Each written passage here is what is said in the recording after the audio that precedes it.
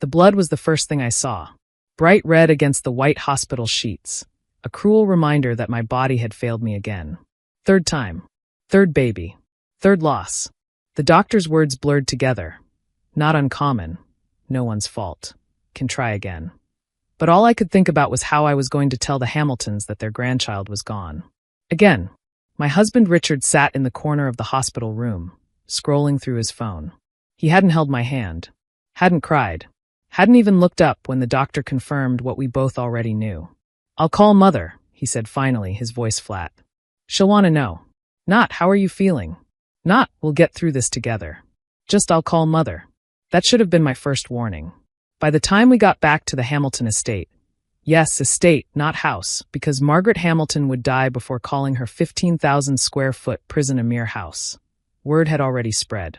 I could tell by the way the housekeeper avoided my eyes, the way the gardener quickly busied himself with already perfect hedges. Margaret was waiting in the foyer, dressed in her signature Chanel suit despite it being a Tuesday afternoon. Harold, my father-in-law, stood beside her, his face a mask of disappointed stone. "Well," Margaret said, the single word dripping with decades of breeding and barely contained fury. "Again." "Mother," Richard started, but she raised one manicured hand. "3 times, Victoria. 3 times you failed to do the one thing, the only thing, required of you in this family." I stood there, still weak from the hospital, still wearing the same clothes from that morning when I'd woken up happy, pregnant, naive. "Margaret, Mrs. Hamilton," she corrected sharply. "I think we've moved past the pretense of familiarity, don't you?"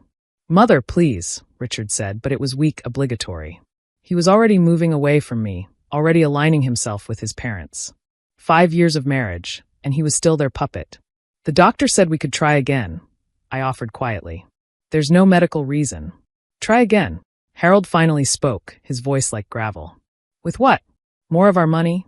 More of our time? More failed attempts to secure the Hamilton legacy?" "I'm your daughter-in-law," I said, my voice stronger than I felt. "Not a breeding mare." The slap came fast. Margaret's hand across my face, the diamonds in her rings leaving tiny cuts. The sound echoed in the marble foyer. "You are what we paid for," she hissed. "Do you think Richard married you for love? A nobody from Nebraska with a state school education and a dying mother? We bought you." The prenup was clear: an heir within 5 years or the marriage could be dissolved without penalty. I touched my stinging cheek, tasting copper where my teeth had cut the inside of my mouth.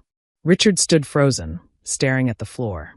"Richard," I looked at my husband, begging him with my eyes to say something, anything. To defend me. To remember that just this morning he'd kissed my belly and whispered, "Daddy loves you," to our baby. He met my eyes briefly, then looked away. "Mother's right, Victoria. This isn't working. Get out." Margaret's voice was calm now, controlled. The storm had passed, leaving only ice. "You have 1 hour to pack your personal belongings. Nothing purchased during the marriage, of course. Those remain Hamilton property. You can't just get out," she screamed, her composure finally cracking. "You can't even give us grandchildren. You're useless. Broken. Get out of my house." I looked around the foyer, at the portraits of Hamilton ancestors, at the fresh flowers I'd arranged that morning, at the husband who wouldn't meet my eyes. 5 years. 5 years of dinner parties where I was displayed like a prize. 5 years of fertility treatments that Margaret supervised like a drill sergeant. 5 years of being molded into the perfect Hamilton wife, only to be discarded the moment my body refused to cooperate. 1 hour, Harold reinforced. Or we'll have security assist you. I climbed the stairs slowly, my body still aching from the miscarriage. In our bedroom, Richard's bedroom now, I supposed, I found suitcases already laid out on the bed. The staff had been warned. Everyone had known before I did. I packed mechanically. A few pieces of jewelry that had been my mother's. Photo albums from before the marriage. The quilt my grandmother made. Everything else, the designer clothes, the shoes, the handbags Margaret had insisted I needed, belonged to them.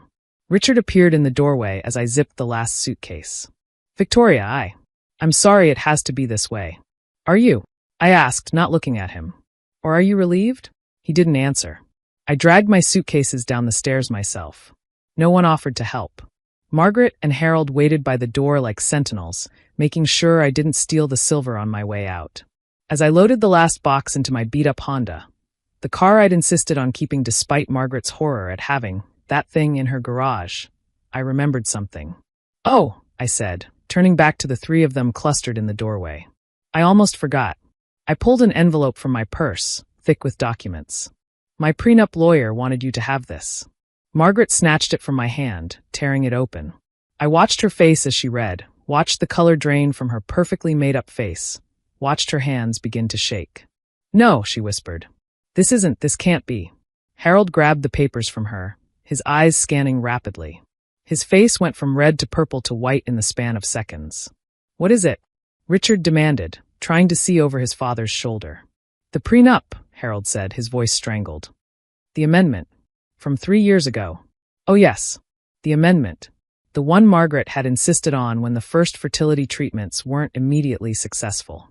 The one that penalized me financially for each failed pregnancy, taking away alimony, settlement rights, everything. The one she'd been so proud of, so clever to protect the Hamilton fortune from a proven failure. The one she apparently hadn't read very carefully. Page 7, I said helpfully. Section C, subsection 3. Margaret fumbled to page 7, her hands shaking so badly the papers rustled. I knew what she was reading. I'd memorized every word. In the event that the marriage is dissolved due to infertility or pregnancy loss, as defined in Section A, the following provisions shall apply. Should medical documentation prove that infertility or pregnancy loss is due to either physical abuse, psychological abuse, or undue stress created by the Hamilton family, as determined by a medical professional, all financial penalties against Victoria Westbrook Hamilton shall be null and void. Furthermore, the Hamilton family shall be liable for A. Full medical expenses related to fertility treatments and pregnancy loss. B. Compensation for pain and suffering as determined by the court. C. Punitive damages not to exceed 50% of the Hamilton trust value. The stress clause, I said quietly. Your lawyer was very thorough. He wanted to make sure I couldn't claim abuse to get out of the penalties. So he required extensive documentation. I pulled out my phone, scrolling to a folder labeled Evidence. 3 years of recordings. Every time you screamed at me for not being pregnant yet. Every time you called me worthless, useless, broken. The time you made me do fertility injections at a dinner party because Hamilton women don't excuse themselves for medical procedures.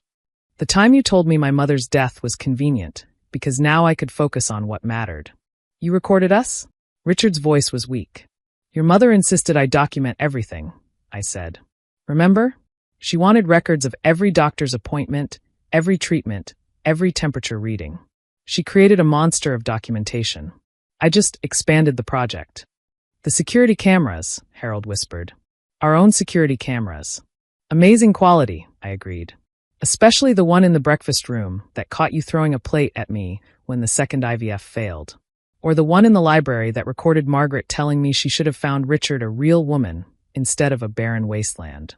My therapist has been very interested in those videos, I continued. Dr. Morrison, you remember, the one you approved because she was Hamilton family trusted? She's documented extensive psychological abuse.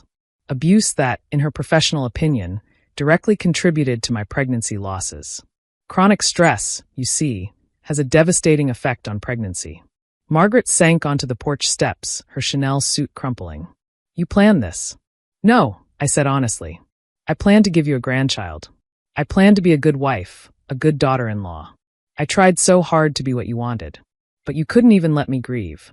You couldn't even pretend to see me as human. The trust, Harold said, doing rapid mental calculations.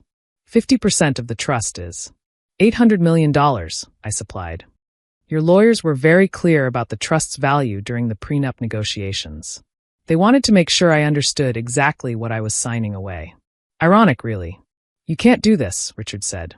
I won't let you destroy my family. Your family? I laughed, but it was hollow. When did I stop being your family, Richard? When the first baby died. The second? Or was it before that? Was it the moment your mother's check cleared? I started the car, looking at them one last time.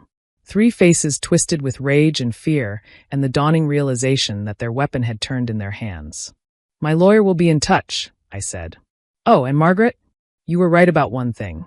The prenup was very clear. Crystal clear, in fact. Your lawyer did excellent work. You should send him a fruit basket. As I drove away, I caught a glimpse of them in my rearview mirror. Margaret on the steps, Harold pacing, Richard standing uselessly between them. They looked small, ordinary, powerless. My phone rang as I reached the gates. Dr. Morrison. Victoria? I heard from the hospital. How are you feeling? Free, I said, surprised to find it was true. Sad but free. I'm glad.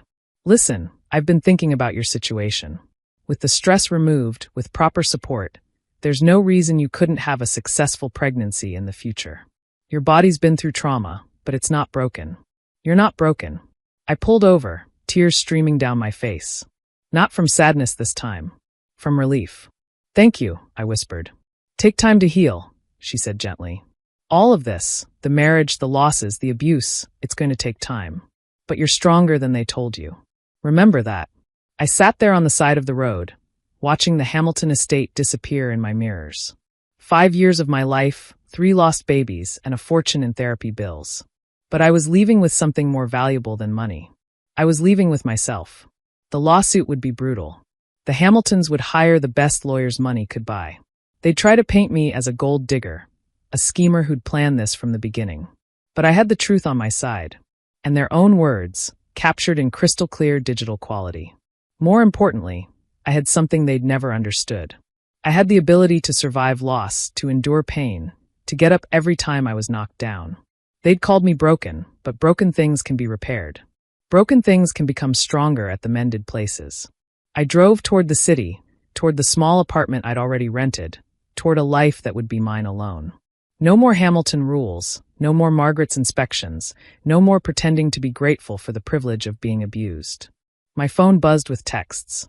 Richard, Margaret, Harold, even their lawyer. I turned it off and kept driving. The sun was setting as I reached my new neighborhood. It was modest, quiet, real. The apartment was on the 3rd floor, with windows that faced east and a tiny balcony just big enough for a chair and a potted plant. I carried my boxes up alone, each trip a small victory. This was my space, my life, my future. That night, I sat on my empty living room floor, eating Chinese takeout from the container. The apartment was bare except for my few boxes, but it felt more like home than the Hamilton estate ever had. My phone, when I finally turned it back on, had 47 missed calls and twice as many texts. I deleted them all unread except one from my lawyer. Motion filed. Hamilton lawyers requesting emergency injunction. Don't worry. We have them dead to rights. Rest up. Tomorrow the Real fund begins. I smiled, thinking of Margaret's face when she realized her own cruelty had been her downfall. The recordings. The videos. The documented pattern of abuse that any jury would find appalling. She'd wanted everything documented, wanted to track my every failure. She just hadn't expected me to document hers. I raised my container of lo mein in a mock toast to my empty apartment. To Margaret Hamilton, I said aloud, who taught me that everything should be documented. Everything should be in writing. And everyone should read the fine print. The fortune from the lawsuit, when it came, would be nice. But sitting there in my empty apartment, free from their judgment and cruelty, I already felt like the richest woman in the world. Because I had something the Hamiltons, with all their money and power, had never possessed. I had survived them. And that, more than any settlement, was my victory.